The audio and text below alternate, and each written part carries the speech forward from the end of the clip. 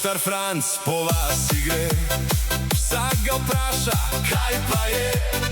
Franc veseljem pove mu vse, ker za vsako godljo ve. Ta stara čaka pred vrati ga, kava je že hladna vsa.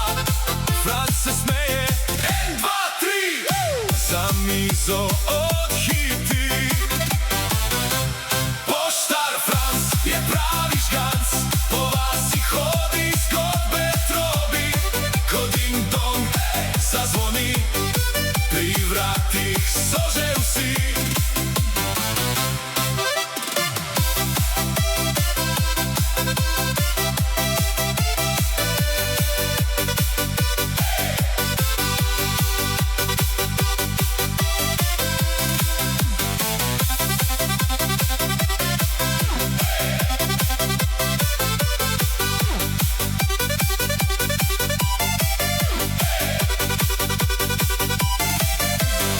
Poštar Franc po vasi gre, vsak ga kliče, pridi še.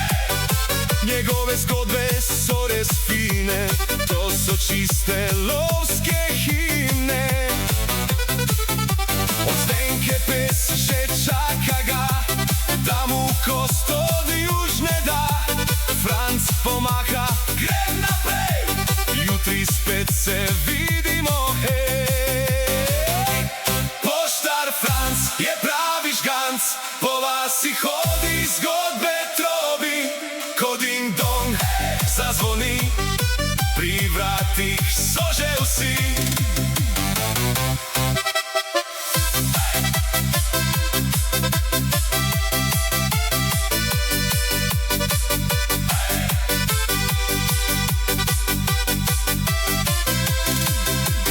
Franc povej, je penzija zdaj, vpraša mama Marica.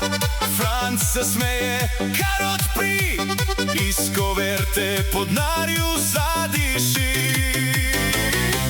Poštar Franc je pravi žganc, po vasi hodi, zgodbe trobi.